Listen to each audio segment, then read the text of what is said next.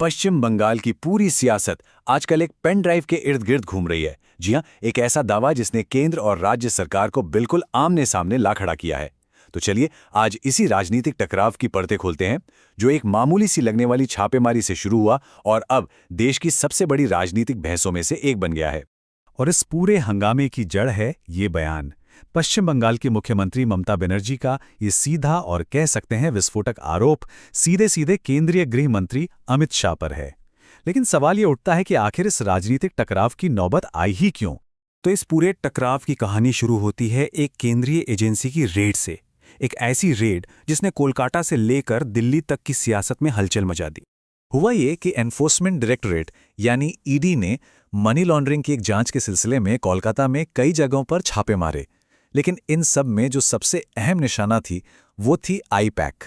IUPAC यानी Indian political action committee, जो तृणमूल कांग्रेस के लिए चुनावी रणनीति बनाती है।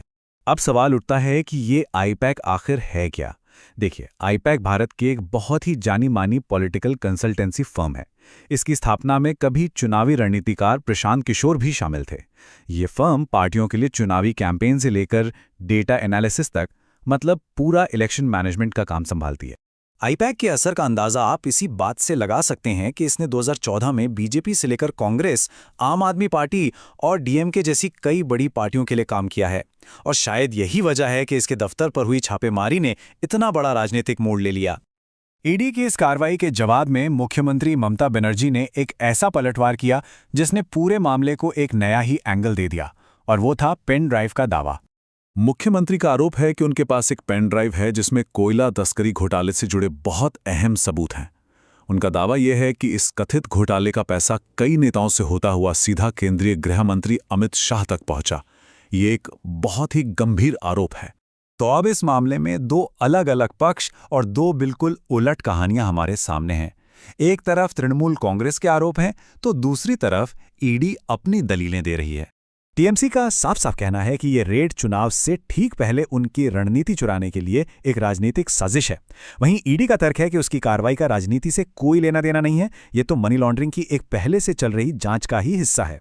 मामला और तब गर्मा गया जब खुद मुख्यमंत्री ममता बनर्जी छापेमारी वाली जगह पर पहुंच गईं।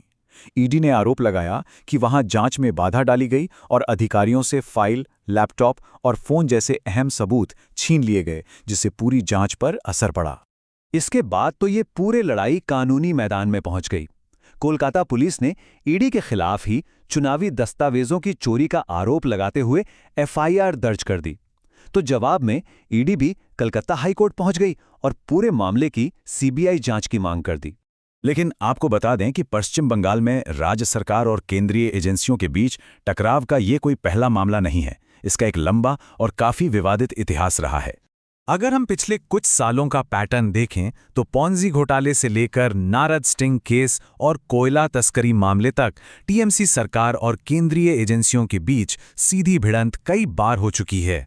और हर बार जांच, गिरफ्तारी और फिर विरोध प्रदर्शन ने राजनीतिक माहौल को खूब गरमाया है। इस पूरे घटनाक्रम की जो टाइमिंग है वो इसे और भी ज्यादा संवेदनशील बना देती है, खासकर तब जब देश में चुनावी माहौल बना हुआ है। और ये सवाल अक्सर उठता है कि चुनावों से ठीक पहले केंद्रीय एजेंसियों की ये जो सक्रियता है, क्या ये महज एक संयोग है या इसके पीछे कोई राजनीतिक मंशा छिपी होती है? ये बहस लगभग हर चुनाव से पहले तेज हो जाती है। तो इससे कुछ बहुत ही बुनियादी सवाल खड़े होते हैं। क्या ये कार्यवाही भ्रष्टाचार के खिलाफ एक निष्पक्ष अभियान है, या फिर ये चुनाव से पहले विपक्ष को कमजोर करने की एक रणनीति है? और सबसे अहम, पश्चिम बंगाल के सियासी भविष्य पर इसका आखिर क्या असर होगा? एक बात तो साफ है, ये एक हाई स्टेक राजनीतिक और कानूनी लड़ाई है, और इसका फैसला सिर्फ अदालतों में नहीं होगा, बल्कि जनता की अदालत में, यानी आने वाले चुनावों के नतीजों में भी होगा। तो राज्य और केंद्र के बीच इस सियासी शतरंज की बिसात पर अगला दाव क्या होगा? क्या पेनड्राइव का सच कभी सामने आएगा, या फिर ये भी चुनावी शोर में दबकर एक और राजनीतिक अध्याय बनकर रह जाएगा? खैर, इसका जवाब तो अब भविष्य ही देगा।